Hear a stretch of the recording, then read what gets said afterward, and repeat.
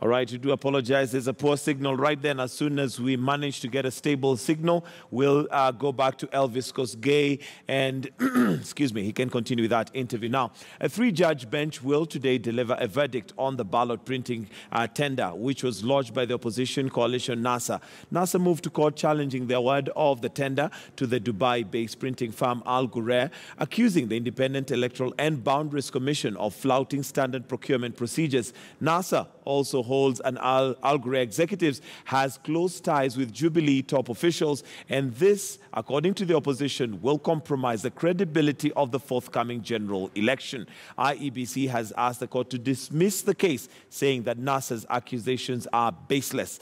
Should IEBC lose the case, the commission may have to reschedule the August polls with just 31 days to go. NASA has already said they are ready to contest the verdict by Justice George Odunga and Joel Ngoge and J.J. Motivo.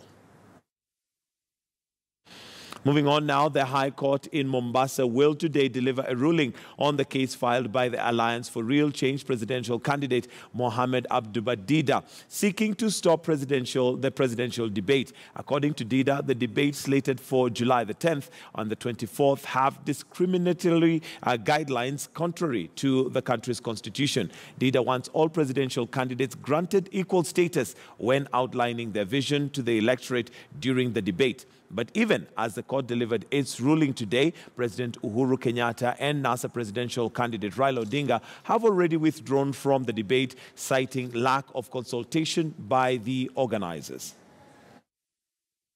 The two main protagonists in the presidential race, President Uhuru Kenyatta and NASA presidential flag bearer Raila Odinga, are set to share a podium today at a prayer meeting organized by the Evangelical Alliance of Kenya at Uhuru Park. The prayer meeting, whose focus today is to pray for peace and democracy, coincides with the commemoration of the historic day Saba Saba. Our senior political reporter Chris Dairo reports. The sights and sounds along Parliament Road on the historic July 7th, 1997, Saba Saba Day, as anti-riot police clobbered cleric and civil activist Reverend Timothy Njoya. The same scenes were being witnessed at Kamukunji grounds as supporters of the opposition got a thorough beating from the police as they agitated for democracy reforms. And now, as Kenyans commemorate of this day 20 years on and exactly 32 days to the August 8th elections, the two top protagonists in the presidential race, President Uhuru Kenyatta and opposition leader Raila Odinga, will meet at Uhuru Park as the Evangelical Alliance leads national prayers. Organizers had extended invitations to both presidential contenders, with President Keynote's campaign itinerary indicating that he was due to attend the Friday prayers. Raila has also confirmed attendance hours before leading his National Super Alliance to a major rally at Kamukunji grounds in commemoration of the Saba Saba Day. The organizers of the prayer rally will be seeking commitment to peace among the top political contenders in the August elections. I'm very happy and excited to have my brother Raila here with us on this day.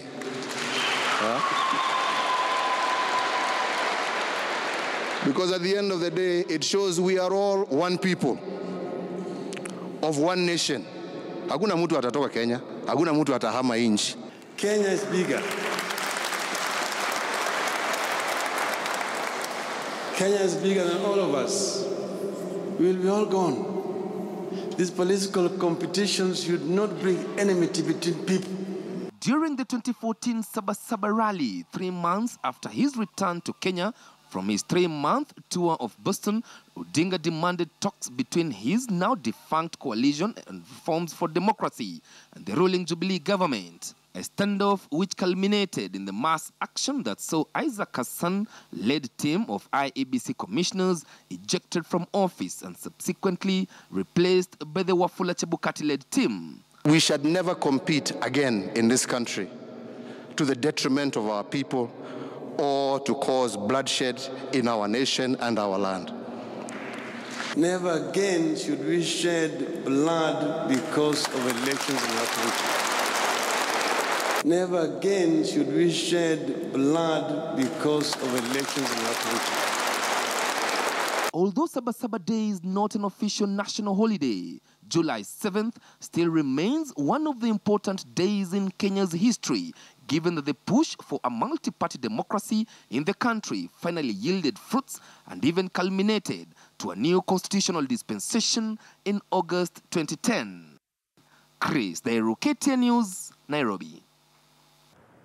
Now, Reverend Timothy Njoya can be referred to as one of the fathers of multi-party democracy. Besides dedicating his time and energy, Njoya also suffered serious bodily harm from being meted out by anti-change agents. As we mark Saba Saba Day today, we hear from Timothy Njoya, who is in studio with me this morning. Good morning, sir, and welcome. And that clip that we saw there, where you are on the ground being beaten by security agents and others, is one that we cannot play without, or rather, we cannot commemorate Saba Saba without remembering that, because it was significant. What does this day mean to you? It means not me or anyone who suffered or did not suffer. It means all Kenyans, that even Uhuru and Raila do acknowledge that Kenyans are God-made. They are not man-made. And therefore, no matter what man tries to do, or human, to be in power or to earn money or do anything, they should always know that they too are creatures and they are not everlasting, and to leave Kenya alone to continue. Mm-hmm. And I think that's what Saba Saba should mean, that we were struggling, we gave our lives and our blood. 21 people died in the first Saba Saba, 1992, and then it's the same number in 1997. They gave their lives because they thought there was something bigger. Ideas are bigger than personality. Mm. The other thing is that the purpose for Saba Saba was a double translation. If you ask William Tuga or Kepta Obati or Jerry Kapeperi or somebody who was there in those days, they'll tell you that we were going out to demonstrate for double translation. The first Saba Saba, we were demonstrating for translation into multi-party, pending that the government that would come in power would foster, not give us, would foster the climate for creating a new nation, a new Kenya. And then it will be like a transitional government, which would bring a new constitution, a new dispensation, so that Kenyans can become human, because colonialism and slavery made us property. Mm-hmm. It made Kenya a market, and we wanted to transform Kenya from a market into a nation, and the people from property into human. And if they become human, then they could become sovereign, because when God created people in his own image, there's something he said, and let them have dominion. That means sovereignty is God-given also. And they were given freedom. That means freedom is also human, part of being human. And they are equal. So we want a Kenya which was, people were human, they were sovereign, and they were equal. Okay. And in that sense, we wanted double transition, so that people govern themselves, and they have a new constitution by which they govern themselves. All right. For us to be where we are today, a lot happened. You've even mentioned people died, and we could actually say you're lucky to be alive, to be one of those who survived, because looking at the beating, they could have just hit somewhere and that would have been the end. What memories, what does it invoke in you when you remember this day? What significance or what does it bring to your mind when you remember that day? You see, we are talking, Saba Saba was one of a series in which I was killed. If you look at my heart, the first killing was on Labor Day, 1997. That was Kenyatta's time, for calling Harambee the ideology of the Kikuyu middle class, and saying we must have a transition where it's not a matter of Harambee, it's a matter of equality. All people being not helped. Because Jesus said that he doesn't want sycophant. He didn't want people to follow him because he gave them food. People followed Jesus when he fed 5,000. I told them, no, I was not creating dependents and sycophants. You are created in God's image, go and work. And you should not be dependent. You should not live on handouts. And even Jesus told a person being carried with a parrot, take up your parrot and walk. I wanted Kenyans to be free from dependency, from owing their humanity and their nation to politicians. And that means that evening on Labor Day, I lost my 3 figures. You can see how I was done. Then followed during my time, twice killing in ICU in Nairobi Hospital, being resuscitated by Dr. Gekonyo. Even the first time I was taken by my wife to Nairobi Hospital. So I am saying that I was giving my life because I wanted Kenyans to be human, to be sovereign, and to have dignity, to be equal. And that kind of thing on the Saba Saba, 1997, we were all going to Uhuru Park, but it ended up in All Saints Cathedral. In order to achieve that double transition, that we can have a regime change. And after a regime change, we can have a constitutional change. Actually, we hate Moi. But he himself facilitated both regime change and the new constitution. And a new constitution, because it's, I would think that Moi would be the greatest president ever lived in Africa. Do you know why? Why? Because unlike Gaddafi, who persisted in refusing change and he died, Moi didn't. At some point he conceded. Didn't persist. He had some grace. We don't recognize people we have fought with as if they are part of the change. And you see, it is him who declared against the Saitot Committee at Safari Park that he had submitted. The Saitot Committee reported that people want overwhelmingly, they want one party. But Moi went contrary. Despite having been beaten, that was, he facilitated the shift from one party, even though it was not in substance, it was in theory. We had to achieve it in practice. Then the constitutional change also, he said, I'm going to call a commission, to form a committee, a constitutional change commission to collate views on a new constitution. So I'm saying the same person who was resisting change and whose soldiers or policemen were killing me, the same person also did a what you call a paradigm shift.